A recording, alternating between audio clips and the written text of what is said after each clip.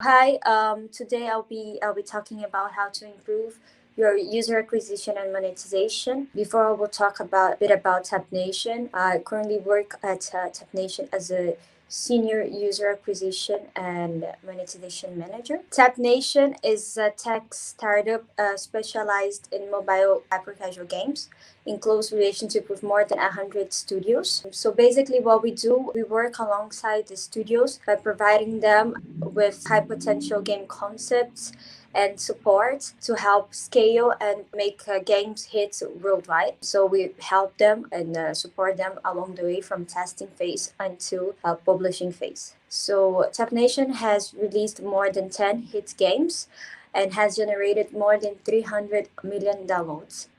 So really, the ambition is to become a key player in this high growth market. I'll talk a bit about before user acquisition and jump into monetization. So we have three phases before scaling a game. So first we test a game, usually as we all know, social network in social networks, and we see the metrics we look at are CPI, retention, and playtime to see whether the game has potential to work on. So as soon as we get a game that has good playtime, good retention, and good CPI, we start. We move to soft launch, where we really start working on improving the metrics of the game. So we really support the studios on how to improve the retention. We test many creatives in order to improve the CPI, on how to increase the playtime, the frequency of interstitial, so different types of rewarded. And we start doing the monetization, the waterfall, and optimizing so that we improve the CPMs. Around this time as well, we do the calculations and the progression of the LTV.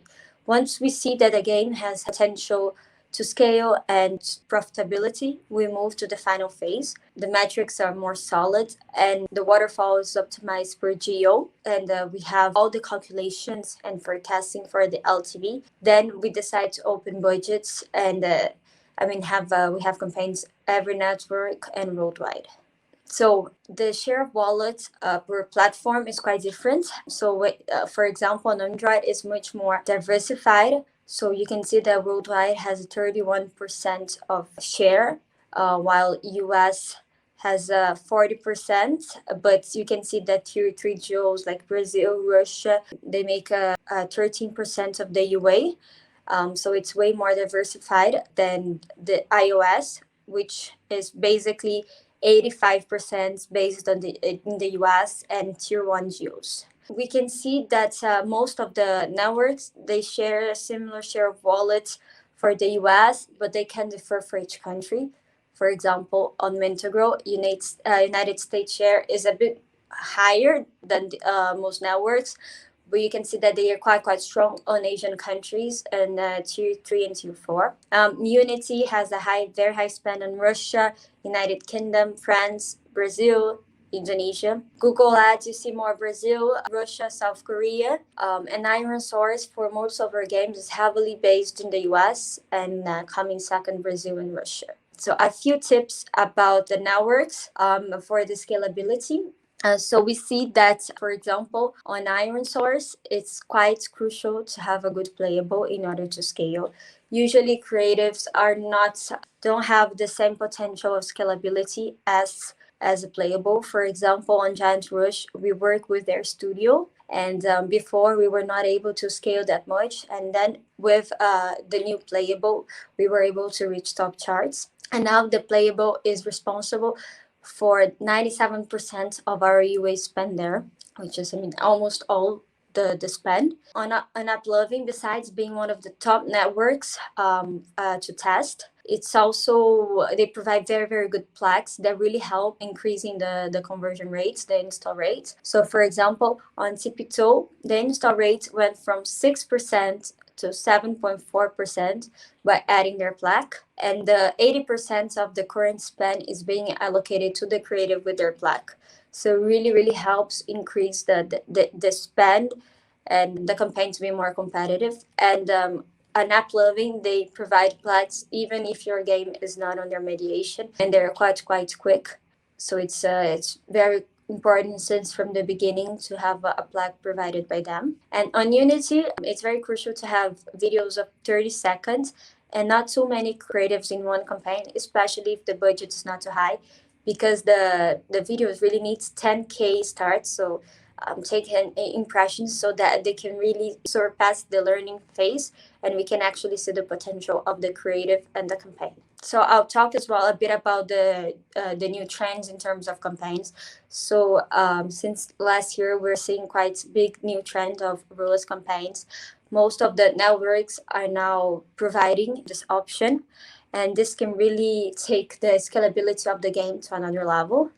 So for example, on Google Ads, now we have the option to implement Firebase and start using the rules campaign. So by implementing the Firebase, you can see an increase of more than 18% of spend, 27% of more of in-app purchase, and 20% more of a better performance during the launch phase. On uploading, for example, it's only possible to have rules campaigns with remediation, but really it takes it to another level. We've seen pretty amazing results with some of our games. For example, Giant Rush, the user acquisition is about 70%, the share of wallet from uploading. And there is an LTV D0 higher than 22% than the average LTV across other networks. And Iron Stars as well has shown similar results. For example, in Unity, the retention campaign is really as well a game changer. Day 3 retention is 2 times higher than the normal CPI on Giant Rush iOS US.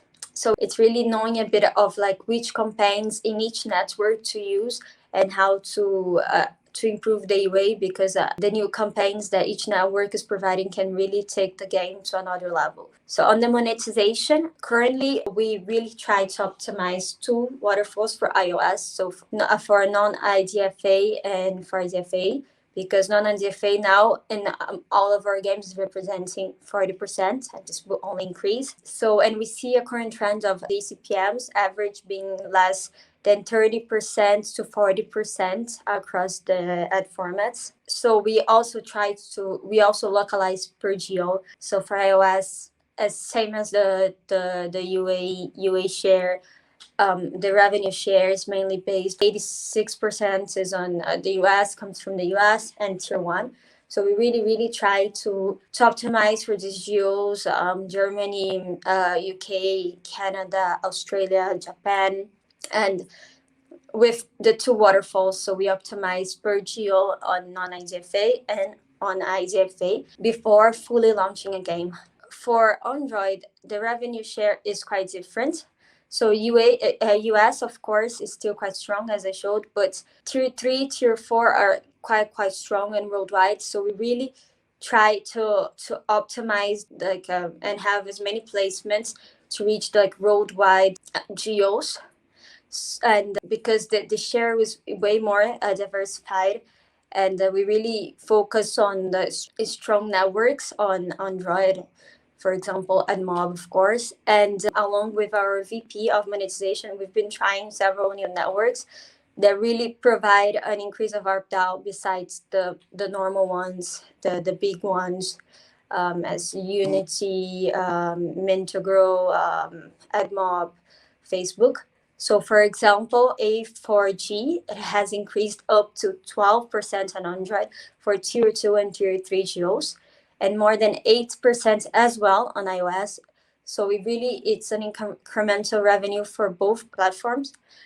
True up to 5% on Android and 3% on iOS. And AdMob adapted floors, so it's quite, because we can only have 3 floors, it's quite crucial that we have those 3 floors optimized per geo.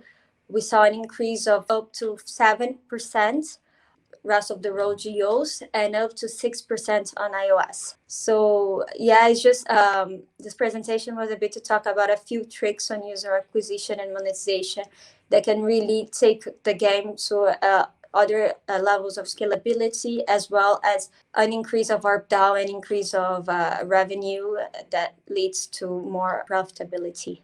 Thank you.